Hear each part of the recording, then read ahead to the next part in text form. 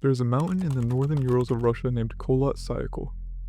In the indigenous Mansi language, it translates to Dead Mountain. It's a place of blinding whiteouts, howling winds, and temperatures that routinely plunge below -30 degrees Fahrenheit. In January of 1959, a group of 10 hikers set out to conquer it, led by a 23-year-old engineering student named Igor Dyatlov. The group was made up of students and graduates from Ural Polytechnical Institute. They were young, incredibly fit, and highly certified in extreme winter survival. But there was one outlier among them. A 38-year-old man named Semyon Zolotaryov. He was a veteran of World War II, a combat instructor, and a man with a highly secretive past. He joined the group at the very last minute. On January 28th, one member of the team, Yuri Yudin, turned back early due to severe nerve and joint pain. It felt like bad luck at the time, but that pain saved his life. He would be the only survivor. The other 9 walked into the freezing fog of the Dead Mountain and stepped directly into the greatest unsolved mystery of the 20th century.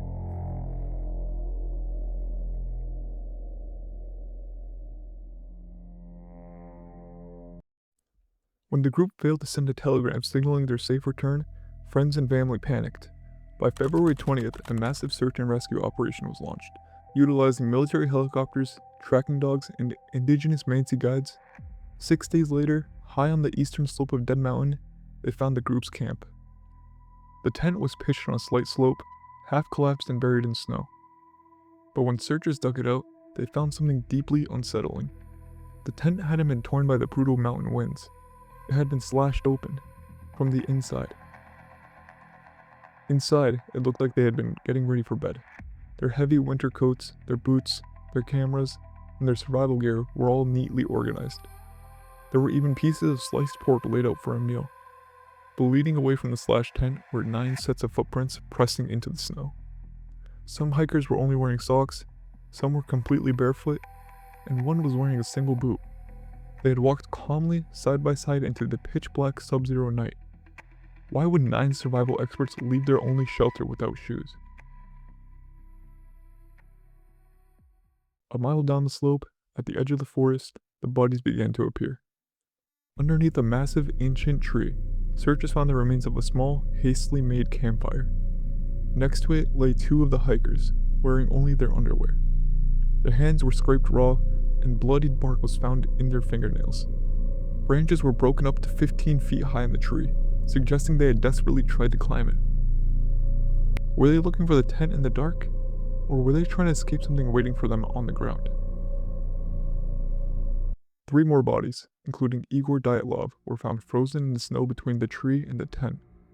They were spaced hundreds of feet apart, posed as if they had been desperately trying to crawl back up the mountain to their camp. They never made it.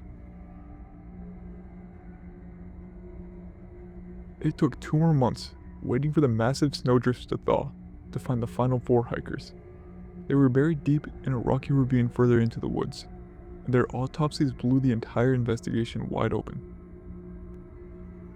The first 5 hikers on the slope had died of hypothermia, tragic but normal. But the 4 in the ravine had suffered catastrophic physical trauma. 1 had a shattered skull, 2, including the World War II veteran, had major chest fractures. The lead medical examiner stated that the force required to cause these injuries was equal to a high-speed car crash. Yet bafflingly, there was absolutely no external trauma. No bruises, no cuts on the skin. Their bones had been crushed from the inside out. The horrific details don't stop there. One of the female hikers in the ravine was missing her tongue, her eyes, and parts of her lip. Zolotaryov was also missing his eyes, and as investigators cataloged their clothing, they realized these 4 hikers were wearing pieces of clothing ripped from the first 2 hikers who died under the tree. They had been stripping the dead in a frantic bid to stay warm.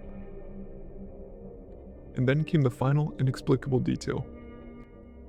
When investigators tested the hikers' clothing with a Geiger counter, several garments were found to emit incredibly high levels of beta radiation. Shortly after this discovery, the lead investigator was suddenly pulled off the case.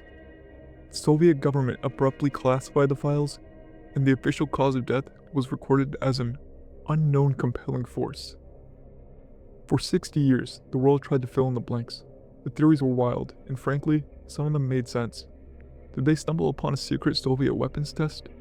At the hikers' funerals, family members noted that the bodies had strange, deep orange hue, and some victims were buried in enclosed zinc coffins, a hallmark of radiation protocols. Was it a parachute mine exploding in the air, causing the internal trauma and the radioactive fallout? Some pointed to a natural phenomenon called a Kármán vortex street. This happens when high winds whip over a perfectly shaped mountain peak, creating low-frequency sound waves called infrasound. Infrasound is inaudible to the human ear, but it vibrates the internal organs, inducing severe nausea, terror, and auditory hallucinations. Did the mountain itself drive them mad? The most persistent theory involved UFOs. Another hiking group camped 30 miles away on that same exact night, officially reported seeing strange glowing orange orbs hovering in the sky over Dead Mountain. Even Lev Ivanov, the lead Soviet investigator who was pulled off the case, later admitted he privately believed they were killed by a UFO. But the biggest problem with the most logical theory, an avalanche, was the terrain. The slope they camped on was only about 30 degrees. Historically, that is too shallow for the traditional avalanche. Furthermore, the tent wasn't buried under tons of snow, and the hikers' footprints were perfectly preserved leading away from the camp. A traditional avalanche would have wiped that slope clean. For decades, science simply couldn't explain it, until 2021. Enter Johann Gohm, the head of the Snow Avalanche Simulation Laboratory, and Alexander Puzrin, a geotechnical engineer. They realized the Dyatlov incident wasn't a standard avalanche. It was a highly specific freak act of nature called a delayed slab avalanche. But to prove it, they needed better physics models. Strangely enough, they found it in Hollywood. Gohm was so impressed by the hyper-realistic snow physics in the 2013 Disney movie Frozen that he actually traveled to Hollywood to meet the animators. He took their animation code, modified it for scientific use, and combined it with 1970s General Motors car crash data to see what a heavy, solid block of snow would do to the human body. Using these models, they mapped out exactly what happened that night. When the hikers dug a ledge into the shallow slope to pitch their tent, they accidentally destabilized the snowpack above them. However, it didn't collapse immediately. As they slept, freezing winds that rushed rapidly down the mountain slopes began depositing a massive heavy slab of dense, icy snow directly on the ledge above the tent. Over 9 hours, the weight grew.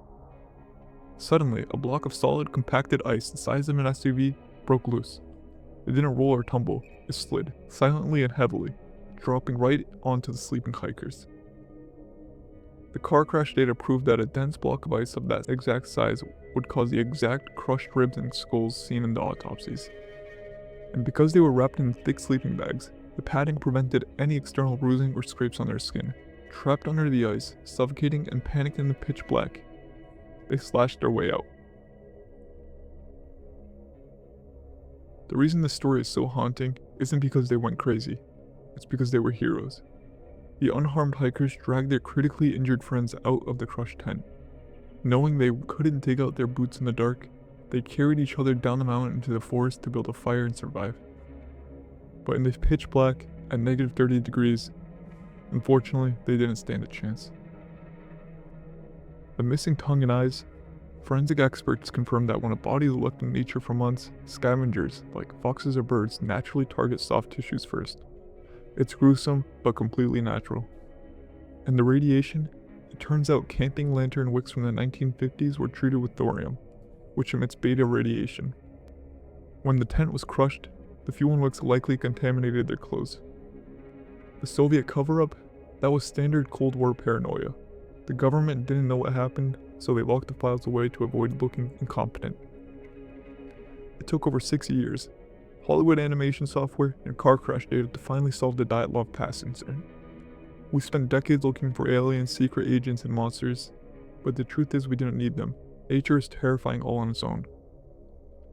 But what do you guys think? Does the slab avalanche theory satisfy you? Or do you still think the Soviet government was hiding something? Let me know in the comments below, and I'll see you in the next one.